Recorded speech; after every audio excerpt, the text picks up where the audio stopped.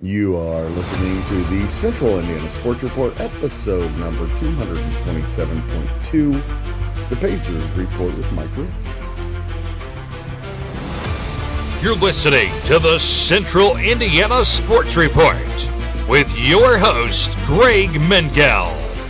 So, Mike, the last couple weeks or so, the Pacers have been playing pretty well, and we're here to talk about the way they've been playing. But tonight, Sunday night, one of those big wins that could kind of propel you forward as the playoffs near.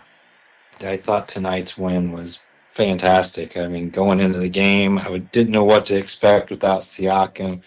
I think this is only his second game that he's missed this season, but I mean, I think we really depend on his durability and his time in the game, and I think they rallied really well, and they played a heck of a game all around. And I think they've won 10 of their last 12, and at times they were great during this stretch, but I'd say most of the time they've been just beating the teams that they should, and again, that's good. That's something that they need to be doing. But they hadn't beaten a lot of top teams, so a win like this is a big deal at this time of the season. Oh, I 100%. This was a big win, and you're exactly right. I mean, beating Charlotte and Washington and Brooklyn and Utah. I mean, those are teams you should beat, and those are the teams that I've always feared when the Pacers play. Sometimes I feel like they play down to their competition, but they've really played really well in beating those teams. It's been exciting, and that that's still building momentum. And the games they've lost out of those two games that they lost, I think, were to Oklahoma and the Lakers. And before that, the most recent loss was Milwaukee. So again, all playoff teams, but to go on the road and beat a really good Denver team that's going to, I think they're really going to be contending in the West. They were down Jamal Murray tonight. Yep. I just think that just evened the playing field for us to make it a little more even, no matter what. I think that was just a really great win. I thought Toppin had a great first half. When Halliburton, I don't even think he had a point in the first half. He did not. He only took one shot.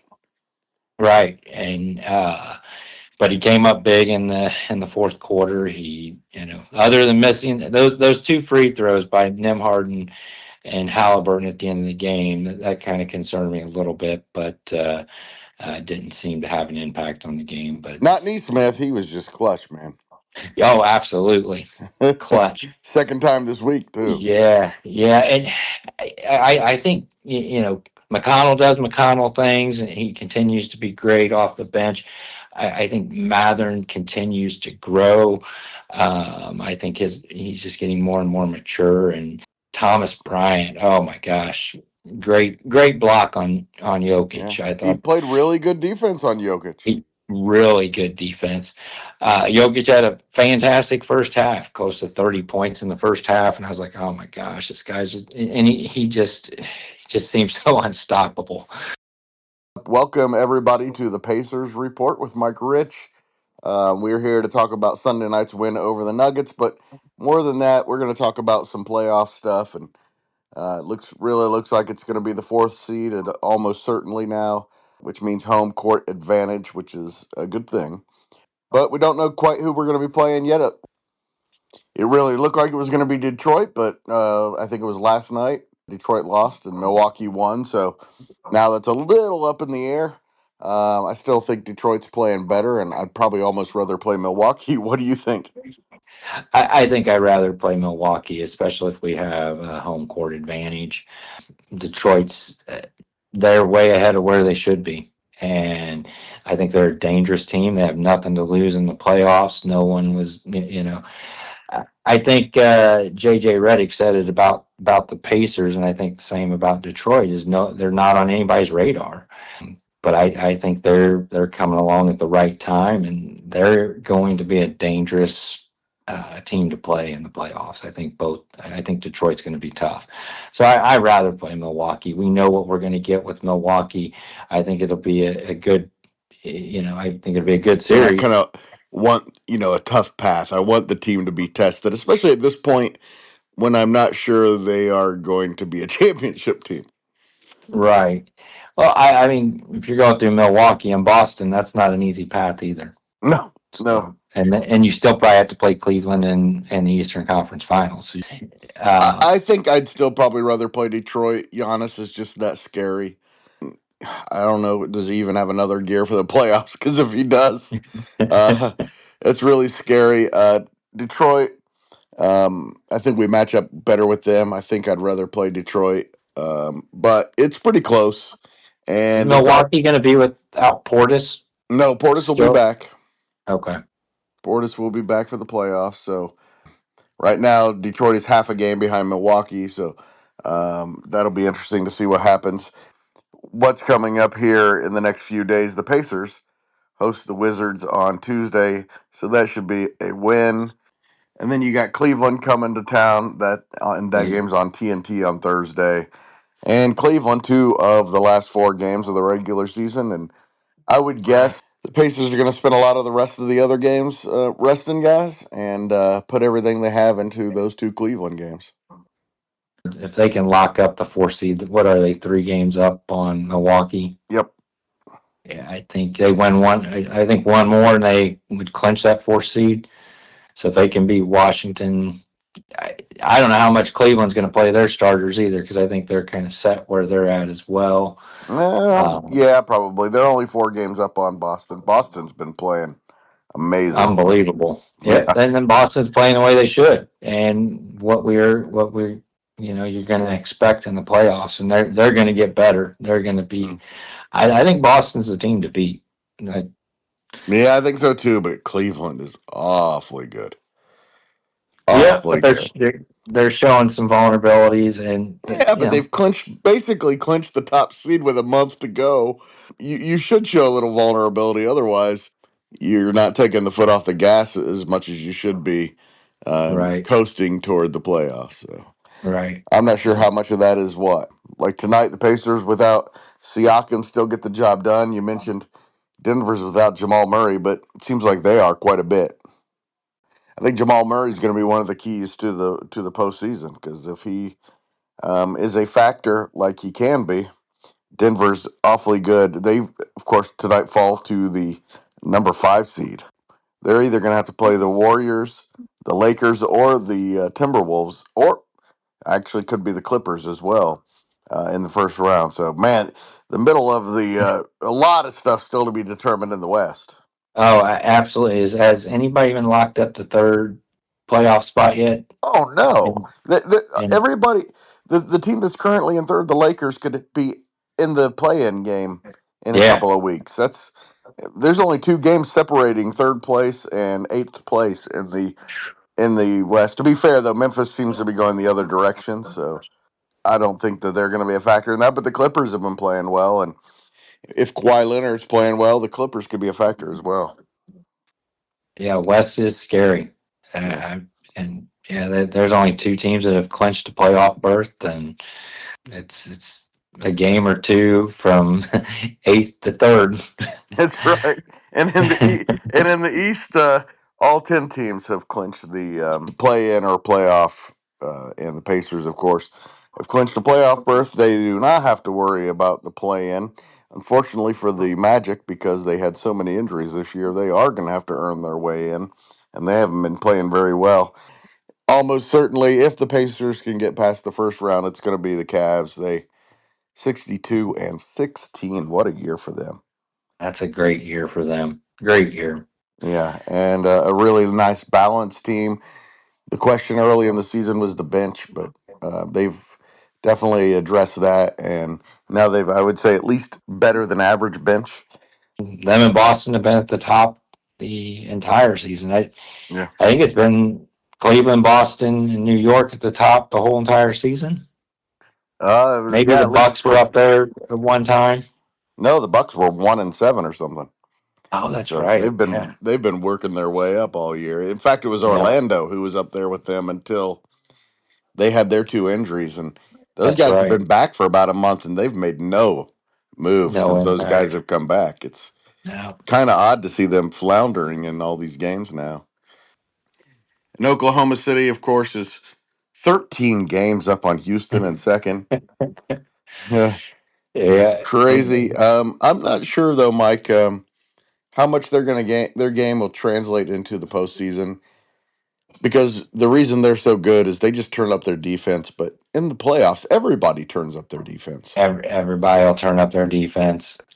Yeah, and the West is a gauntlet to run through. Anybody they match up against is going to be a tough out for them. So, They should have a pretty yeah. easy first round, but second round it could be the Lakers, Denver, Golden State, Minnesota. All of Hmm. those. I mean, woof, woof. That is Yeah. that is a tough route. So same with Houston in second. It's been awfully impressive what they've been able to do this year with the team. This seemed a year or two away to go 51-27 so far. Pretty amazing. Let's get back to the Pacers, and as we were kind of talking about the bench, and the first thing I want to say is MCCONNELL McConnell. I think if there was an MVP of that game, it was T.J. McConnell. He completely in the third quarter when he came into the game turned the momentum in the Pacers' direction. He just made play after play after play. And it doesn't even show up that much in the stats, but he just was everywhere and did everything. And that's how he is. I mean, he's Mm. defense, offense, driving into Jokic and going at him. I mean, just no fear and just the spark he brings. I mean, the perfect sixth man that this team could have is T.J. McConnell. Absolutely.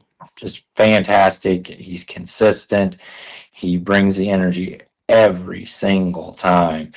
And you could see, I mean, people were wearing down, and I mean, he still had more energy than anybody else.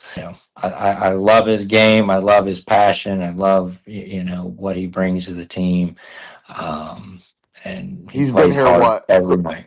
He's been here what, 3 or 4 years, and he's already one of my top five favorite Pacers of all time. Yeah. He's got the second longest length of time in the Pacers organization. That should tell you about the turnover they've had the last few years. Uh, Yes, but the guy yes. I really want to talk about is Jarace Walker. Tonight we saw some reason why he hasn't been getting a lot of playing time. A couple times on defense he got lost. I think he took a really bad shot when they had some momentum. Hmm. But man, that guy's got the instincts. He gets his hands on balls on defense. They had him guarding Jokic a little bit, and he did Yeah. a pretty decent job. And man, he makes great passes. He made some tremendous passes in this game, and I'm not sure what kind of factor he's going to be in this postseason. The future looks really bright for him. If you were the Pacers, where would he be in your pecking order? In my pecking order, Yeah, if you were a coach, would he be in the postseason rotation? yes. Oh, yes. And I think he's, you know, gosh, it's really tough because he'd probably be right about 8. Yeah. So, Without Siakam tonight, Obi Toppin started and he had a really good game, but it was yeah, Walker who closed, and it was because they needed his defense. yeah. And I mean, that's tough. I mean, because he's right there with, I mean, Toppin's six man, or I mean, McConnell's six man. I think Obi Toppin's right there. He's stepped up multiple games when he's had to start and has done a great job. He's been great off the bench as well. Mathern, I mean, he's right there. So yeah, that just kind of pushes Walker down to probably 8th, somewhere in that range. It'd be interesting to see what happens at that position when Siakam's there, and whether Walker Yeah, continues to get those minutes, because I think that he's going to be important in the playoffs, especially his defensive versatility. yeah, I think so too. He makes their ceiling a lot higher. I'll tell you that. You know, That's what we want to see. We want to see a high ceiling. This team has been deep all year, and it's a good problem to have. Is who's coming off that bench, where they're coming off that bench. In the future, I think definitely looks bright for the Pacers.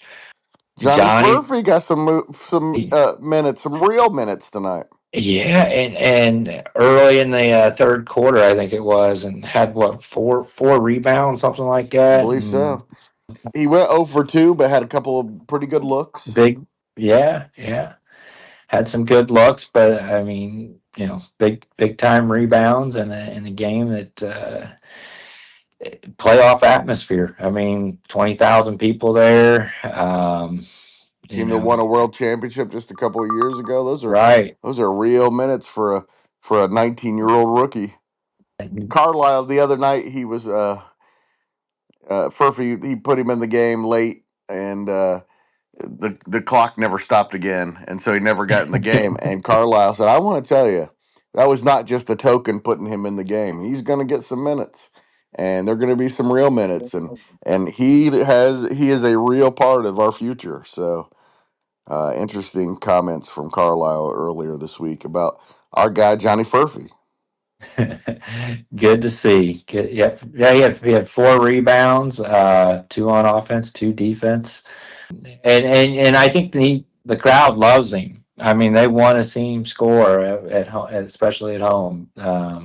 Just seeing him get those minutes and being, But again, I think the Pacers organization have done a really good job putting this team together. It's they got the right chemistry.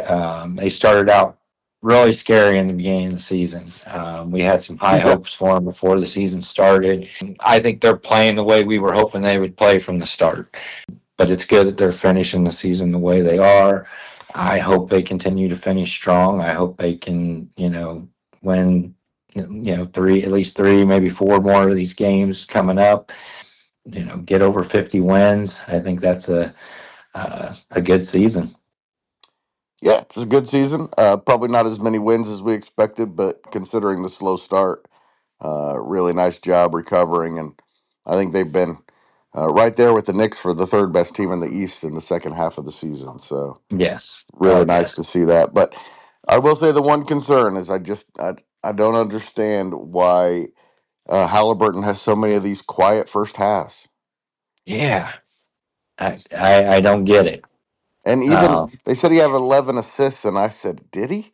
Because he seemed really quiet. In fact, when we started this, when I was thinking about the podcast early on, I was thinking about saying the Pacers were without Siakam and Halliburton tonight. I was thinking the same thing through the first half. I'm like, how are we 5 points down when our two Yeah. leading scorers and offensive players are scoreless, and one's because he's not playing, and the other one's because he's not playing. Yeah, I was at one point wondering if he was still playing. It was Yeah, it was weird. Nimhart was running the offense, it seemed, and Halliburton was not looking to shoot. Maybe his shot just wasn't there tonight. But why wasn't he driving to the basket? Just really odd. It doesn't happen as often as it was early in the year, but just the fact that it keeps happening a yeah. couple times a month, 3-4 times a month, where he just is completely not there in the first half. And you hope it's not the competition, or the big games. I don't think so. I hope not. I think he's. I mean, he comes up big in the fourth quarters, and I think that's who you want with the ball at the end of the game. I mean, that's who the Pacers have picked. That's who the Pacers have paid. Yeah. And that's what we expect. I mean, you can And have he has the been pretty. crummiest. That's right. He has been pretty good closing, though. Yeah, It's just been the first half's complete disappearances. I'm yeah. lost at how that happens. Same here. I was thinking the same thing in that first half. I'm like, and but again, we're fortunate to have such a deep team that somebody else Yeah, steps up, and to have deep Toppin and step up. balanced. Yeah, And yeah, Turner had a great game, but Toppin getting, I think, 16 points in the first half. I think that was big, to kind of keep us in it. And they came out that second half, and McConnell played a great second half, and Turner continued to play well. And overall, I thought the second half was a great second half for the Pacers, and all around. all right, Mike, let's finish with this. Milwaukee's last four games that they have on their schedule. They played Milwaukee or Minnesota at home, the Pelicans at home, then at Detroit, then home against Detroit. True. So, and the Pistons, they close theirs with the Kings at home, the Knicks at home, and then of course the Bucks twice. So, going to be very interesting to see what happens down the stretch with the Pistons and Bucks. And you say you'd rather play the Bucks. I think I'd probably rather play the Pistons just because I think Giannis scares me more than Cade Cunningham does. Those two games with the Bucks and Pistons they're going to be knockdown, drag out fights. And Those are two teams um, with nasty attitudes too. yeah, yeah. They're not nice May, guys like the Pacers are. maybe it can get really rough, and some players can get suspended There we for the go. first game. How about Bobby Portis? I'd like to see him suspended for a Pacers series. Yes, I wouldn't mind I that. do not like that guy very much. No, no. I would love him on my team, but I do not like him very much. I do not like playing against Bobby Portis. No. No, no, no, thank you. But And Giannis no, even more. I think Detroit's got a tough path, a little tougher than Milwaukee, but it depends how they do against Milwaukee. But the I Knicks are think both. stuck in the third. You don't even know if they're gonna have who they're gonna play on Right. down the stretch here. So who knows what's gonna happen there? But I think either way, the Pacers will be favored against Detroit or Milwaukee. The Milwaukee one would be interesting because of that's been like the most recent big rival. But Detroit's one of those rivalries that goes way back. Way back. Yep, I Goes agree. way back to Isaiah Thomas and Chuck Person and Reggie Miller, and then got really nasty about 15 years later, Yeah. and resulted in Too an nasty. in an event that has had documentaries made out of it. So Yeah, and then they just had one recently, where the fans got involved up in Detroit again. So that just resurfaces the brawl with the Pacers back in the day. With was Ben Wallace on that team? oh yeah, Ben Was Wallace Ben started the whole Wallace, thing. Ron Artest, and yeah, oh, that was Ben that was Wallace awful. started the whole thing by pushing Artest because he thought Artest was playing too hard. Because the Pacers were up 15 or whatever, and Artest made a hard foul late in the game, but as long as there's time on the clock, there's nothing wrong with playing hard. Nothing wrong with playing hard. That's right. We Ron Artest was a knucklehead who seemed like that's exactly what he wanted, was to be suspended. So he did not like the spotlight very much. He had some mental issues, but man, did that guy play hard. And not many greater defensive players in the history of the league no, than that guy. no, I agree. I mean, he did. He played hard. He played great defense. And as psycho Yeah, as he was, he seemed like a really nice guy. You yeah, know, yeah. he just had those. He just had that. He's That just wire loose. misunderstood. He just had Just a that little, little just a little misunderstood. But he's little wire loose. That's all right. Most of that team did though. and the game is so much different from that time too. I know now the Pacers have the nicest roster in the league. They got to be the nicest group of guys in the league. Not many nasty streaks in those guys. Yeah, someone uh, said the other night when they played Detroit and there was a little scuffle. It takes a lot to get Miles Turner upset. It takes a lot to get most of these Pacers upset, but it's not the kind of league anymore where you have to have a really bad attitude like you did in the early '90s. Yeah, It yeah. was a whole different era with Dale Davis when the Pacers had the biggest, baddest, toughest dude in the league, and Well, we um, still have the baddest dude in the league. You he just just don't doesn't see play. him play. But then Antonio Davis was pretty tough, and Derek McKee was pretty tough, and Yeah. Sam And Reggie was Mitchell, and pretty mouthy to yeah, that's get right, those guys to have his back. and Chippy, and he push and shove, and then have the other guys. Yeah, that's right. Mike, Oh, thank you so much for staying up late and talking some Pacers. We're gonna do this more anytime. off. We're gonna do this more often now that the playoffs are coming, and of course we'll do it throughout the playoffs. So I look forward to it. So me too. let's beat the Wizards next and Clinch see that how home. we Clinch that home court. clinch that home court. I think we only have one road game left That's right at Cleveland. at Cleveland. The last game of the season. We got Right. four Yeah. homes. Yep. Next three games are at home: Wizards, Cavaliers, Magic, and then they close in Cleveland on Sunday, April 13th. Every game in the NBA in the East is at 1 o'clock. Every game in the West is at 3:30. So no team can rest their players without knowing what's going to happen with all the other teams. So Yeah, it's gonna be a fun closing of this season. So especially in the West, I think in the East everything's going to be pretty much wrapped up, but in the West, they're going to go down to the last day.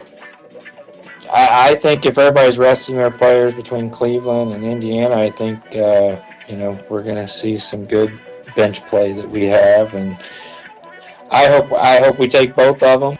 Hopefully, Send a little definitely message. send a message. There's nothing wrong with beating them twice. No, because the first two were not good against Cleveland. So, No, no, I agree, but no, definitely looking forward to it. and I think I'd rather be playing Cleveland than Boston, but both are pretty. I would give our odds pretty low right now.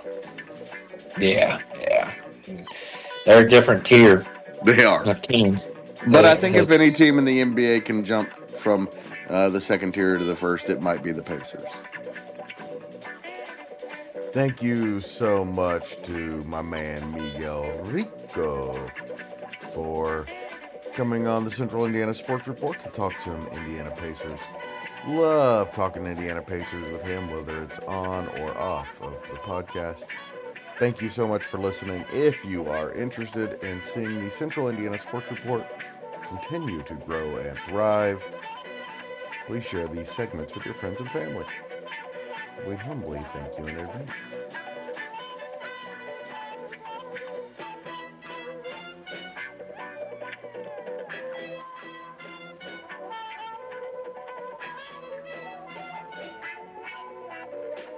Central Indiana Sports Report is a product of ITG Media, and I love Susie.